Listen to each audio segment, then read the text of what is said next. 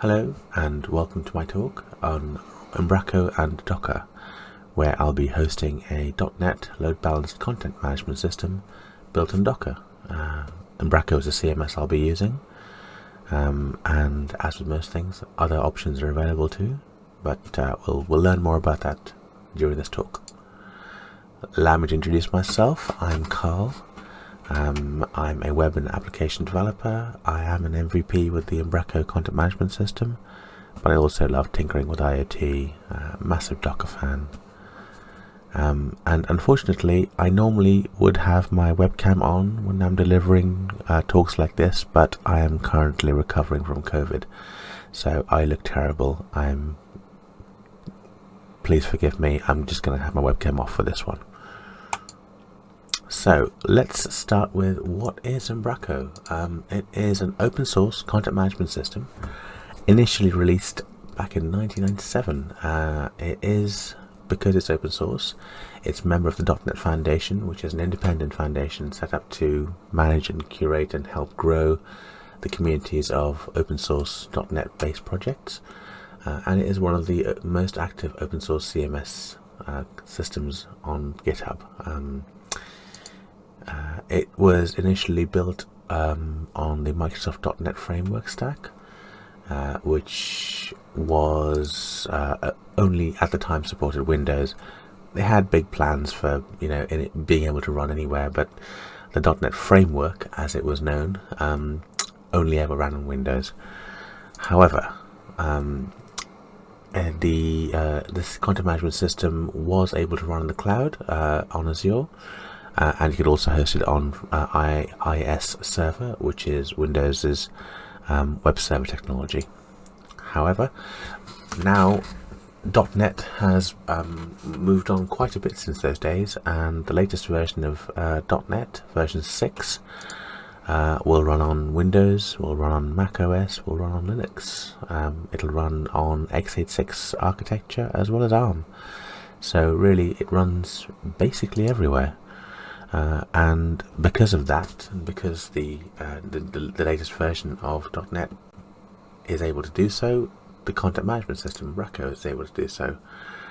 One of the other great things about Umbraco is it has one of the nicest communities out there, with a load of meetups and events, and if you want to find out more, there's links in the back, and it's really customizable and has a fully extendable back office. So I'll go through some of this stuff later. Here are some of the people who use Umbraco as a content management system. If you want to find out, the kind of sites that have been built by them, there's a link to case studies on the Umbraco site. I'll invite you to go and have a look at that at your own time. But yeah, it's been used for some pretty large volume websites. It's fully multilingual. It is a really nice CMS system. So if you want to host an Umbraco website, you've got options. So you can either natively host it on a web server, so the traditional model, which used to run from the original days, is still valid today. You can host it on IIS, but with .NET 6, as I mentioned, you can also run Apache and run it on Linux. You can run it in Azure, either as an app service or host it in a container in one of the many containers. And Docker support allows Umbraco to run on other cloud providers, so AWS, Google, anywhere else, Node, any hosting provider which lets you host Docker containers will let you run there. And if you really want to run a virtual machine, you can do too. Some people have VMs still in their infrastructure, so it is a really flexible CMS. It can be hosted anywhere. Umbraco have their own hosting as well. It's paid, so the Umbraco Cloud will take care of the hosting for you. It's fully managed, automatically upgraded. All the good stuff you'd expect from a paid managed hosting service. So if you just want to learn about Umbraco, it's a really great way of just getting up and running quickly. And the paid services include additional packages which are not normally available in the open source, including packages for forms. There's a host of them. You can learn more on the Umbraco website. And Umbraco also has a headless offering called Hardcore, which if you want to just store data and make that available for APIs, for mobile or headless websites, then Hardcore is a great option for hosting too. So, say you want to develop an Umbraco website, what do you actually need? Well, the first thing is the .NET SDK. The latest current version is version 6. And as Microsoft release new versions, Umbraco is kept up to date, so you'll never really be left kind of stranded in an old version. Umbraco currently supports either SQL Server or SQLite as a data store. There's discussion for future data stores to be made available in the future, but this is the current state of what data stores Umbraco supports. And then to develop it itself, to actually build a site, you want to choose your tools that you're familiar with. I mean, here are some options. Visual Studio Code is my preference, but Rider is great too. And then you choose how you want to host your website. And in this demo, we'll be using Docker Desktop to host our site. So with that, I'm going to quit out of this and do a demo. So this demo is based on a workshop that I gave at the Umbraco conference. It is available on my GitHub. It was originally written for an audience that is familiar with the Umbraco content management system and not familiar with Docker, but I think with this audience you're going to be more familiar with Docker and less familiar with Umbraco. But if you want to try it and run through this workshop, I'll send links out to it later. But what I've done is I've cloned this repository. So yeah, you can see this repository is here, and I'm just gonna go to the run through folder, and I'll do the demo in this particular folder. So what I have is I've got a database container, which is effectively a SQL Server container. I'm just going to open VS Code just to show you some of the files inside here. So I've got a Docker file which basically uses Azure SQL Edge. I'm using SQL Edge because if you choose to run this demo on an M1 Mac, obviously you won't be able to use any SQL Server which runs on x86, but SQL Edge runs on both x86 and on M1. So there, and all this container will do is when it starts up, it'll create an empty database for us, which we'll be using to store our data for this. There is a Docker Compose file, but we'll come to that later. So what we're going to do is I'm going to set up a new Umbraco website. So in order to do that, I'm going to use the .NET CLI, which is already installed here. So if I run .NET info, I'll be able to see that I have many versions of the .NET CLI already running. So the first thing I need to do is the first thing I'm going to do is I'm going to build my database container. So even though I've got the images set up there, I'm just going to build this, and I'm going to run it. So if I fire up Docker Desktop, you'll see that I've got this database container effectively, which is what we'll be using for this demo to host our data store. Right. I'm also going to connect this database container to a network which I've already installed, and that'll be made obvious why later. Right, so I'm going to create a brand new Umbraco website. So to do that, I'm going to install the .NET template for Umbraco. Now I've already got this installed over here, but that command will install that for you. These commands are all listed on the GitHub. If you go to Workshop, you'll see full instructions of how to go through all this yourself over here. So I'll leave this to you if you want to go through this in your own time.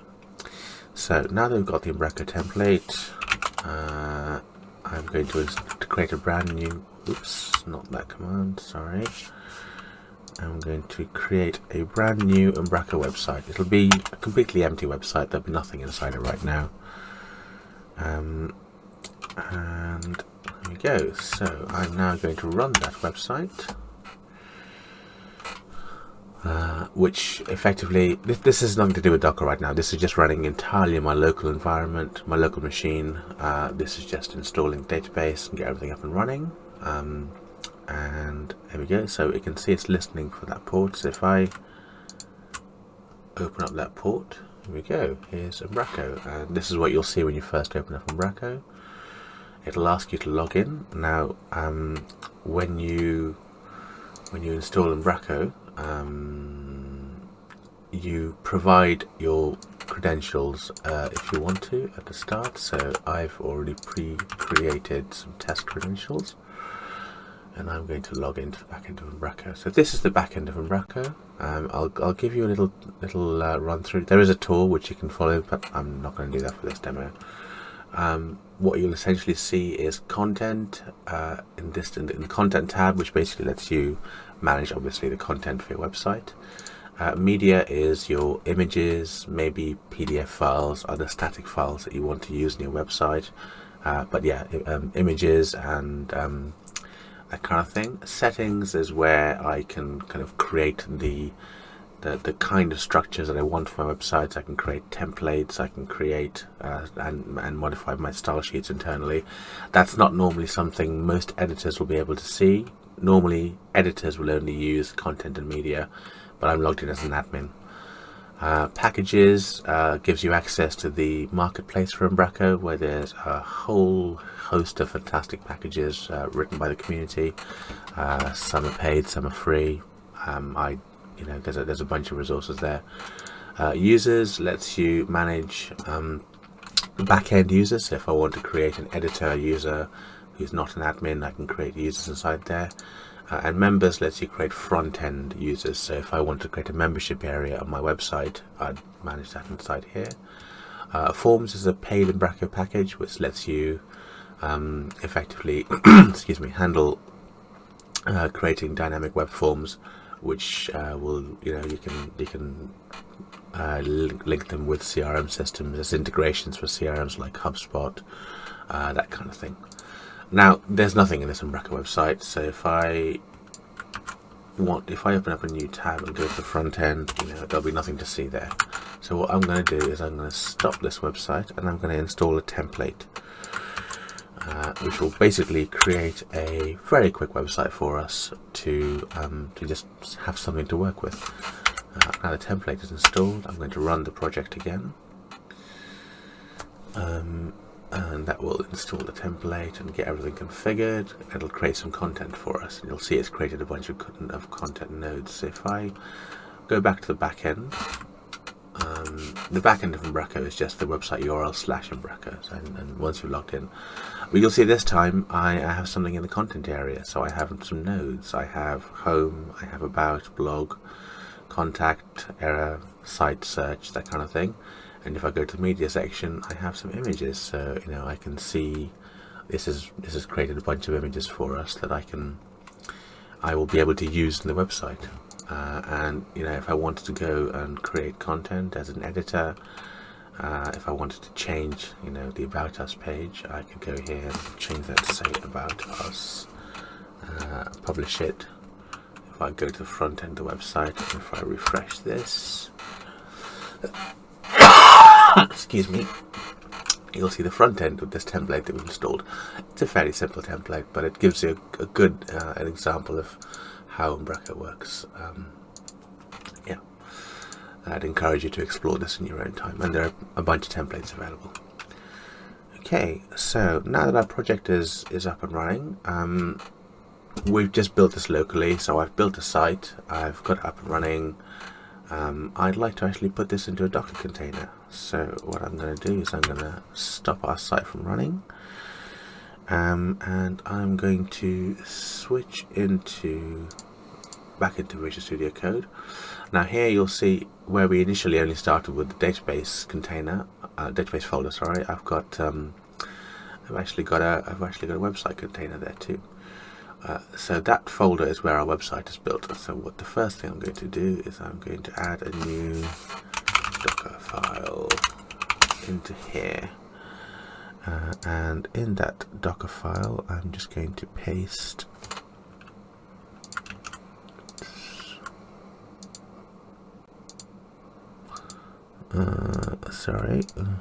didn't prepare this obviously, you can tell.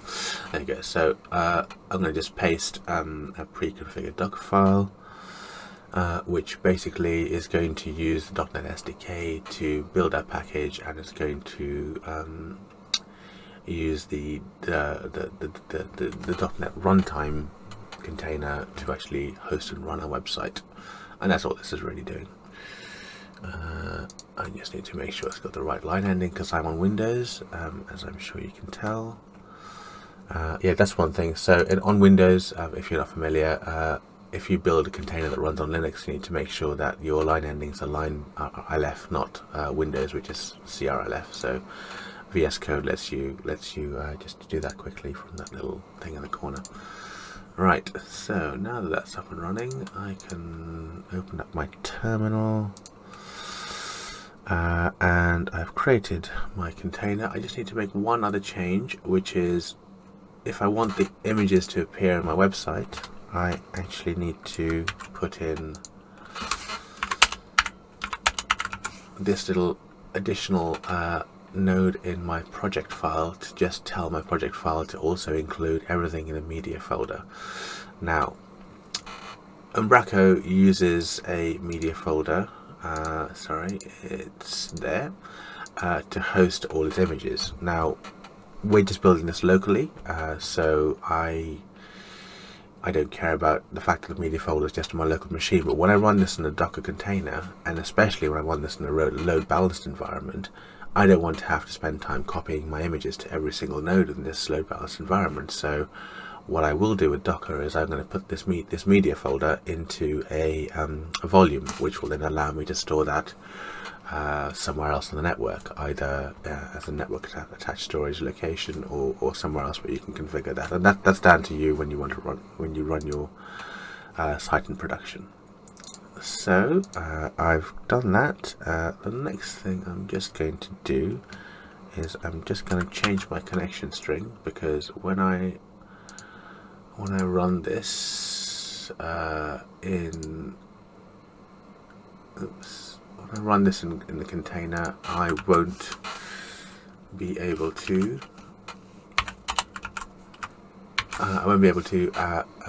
use localhost, because my database is obviously on a separate container.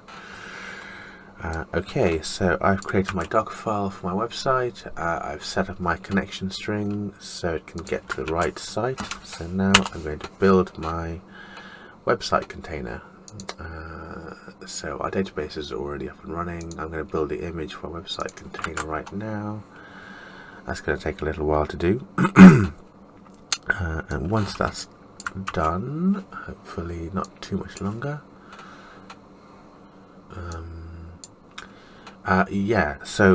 Once that's done, I'm going to run my image, and I'm going to create two volumes for this Docker container. It's going to have the media folder, as I mentioned before, but it's also going to have the logs, so that I can basically maintain a central location for logs and look at any errors or issues that happen on the website when they're up and running. And the other thing that I'm going to do is I'm going to also put this image on the same network that I've got the database running on, so they can use DNS to communicate with each other. Use the container names to communicate with each other. If I don't put these two containers on the same network inside Docker, I wouldn't be able to use the container names to do that. Right, so my container has built. I'm now going to run my container. I'm going to call it UMB Web. I'm going to expose port 8000 externally. As I mentioned, I'm going to have my media volume and my log volume, and I'm going to pass an environmental variable called staging. There's a step I forgot to do, so I have to create a staging app settings. So the reason I have a staging app setting is that .NET, when it runs in different environments, will allow you to have transforms so you can have separate config files for each of them. You just need to have the relevant config file created. Yeah, and then I'm going to add it to the existing UMB network. So if I fire that up, I should hopefully see, there we go, 2 containers, our database and our website. And if I open that in the browser, it might take a second or two to wake up.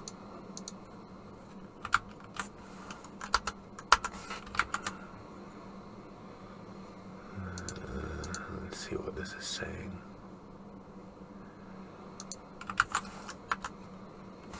Oh, is it awake now? Looks promising. Certainly thinking about it.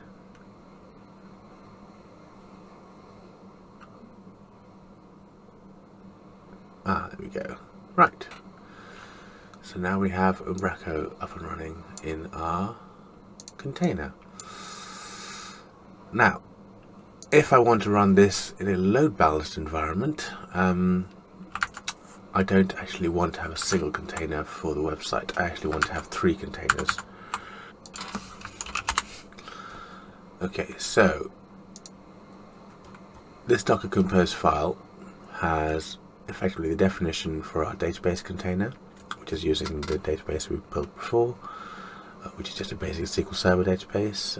It's going to have a content editing environment called the backend. It's going to have 1 and 2 front-end content delivery environments, content delivery nodes rather. All the 3 Umbraco nodes, the content editing and the 2 content deliveries, will share 2 volumes, one for the media, which is all the images, and one for the logs. That's so that if I upload images, they're immediately available to all 3 nodes, and also so that all logs are available again and can be viewed in one place. And I'm going to pass in this production environment so that my production settings come through. They're all going to run on a network defined for this application, which is just a basic bridge network, and they all have their own independent ports to run through. So nothing on the environment right now. So if I just do Docker Compose up,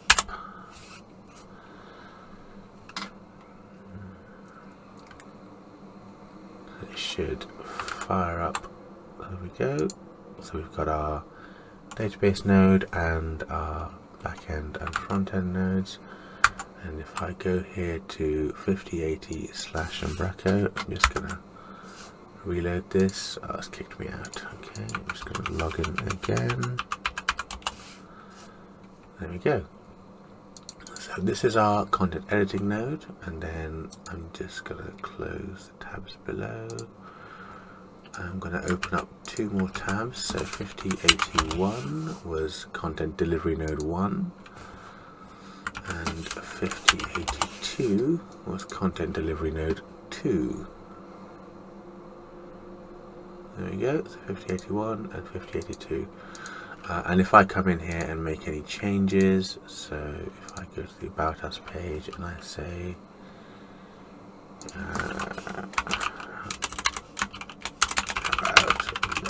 and Docker, I'll change the name of that page and publish it. That immediately changes the name on both our content delivery nodes. So there we go. I now have effectively a 3-node load balanced Umbraco website running on Docker, and I can make any changes I want to. Yeah, so that's the demo. I'm gonna quickly jump back into my slides.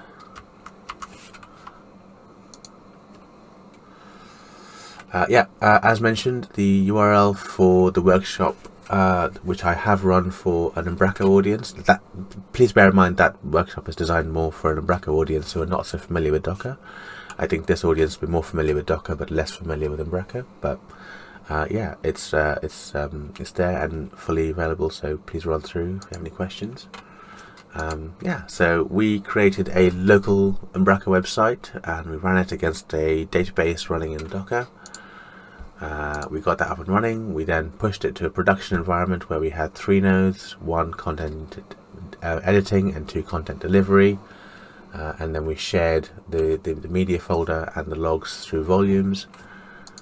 And yeah, that was our demo. So yeah, Umbraco is one of the most flexible CMS systems out there. I don't really have time to go through everything that Umbraco can do in this little introduction, but it's you know, it's used from small websites to that are basically, you know, for 4 or 5 page blog engines, to running websites for airports and, you know, for car dealerships around the world, and for pizza delivery companies. You know, it is a truly scalable CMS system. It runs perfectly happily standalone on its own, or, you know, in a larger cloud application, especially now that it can run inside Docker. With the advent of .NET 6, you know, it can run Windows, Linux on a Mac, cloud solutions, Docker, Kubernetes. I've had it running on a Raspberry Pi. People have had it running on a Stream Deck before, you know, the new kind of gaming handheld console. It runs anywhere that .NET runs. And that is the end of my talk. Thank you very much for your time today. I hope you learned and enjoyed the demos. I'm available online on Twitter, so if anyone would like to connect and find out a bit more, please get in touch. My blog is also there, and there's a bunch of links to the Umbraco community. There's a really active GitHub repo. There's a fantastic Discord community on there. There are a bunch of Meetup events which are all available and visible, so yeah, please come and join us, and I hope to see you in those communities. But yeah, otherwise, thank you very much, and thank you for your time. Goodbye.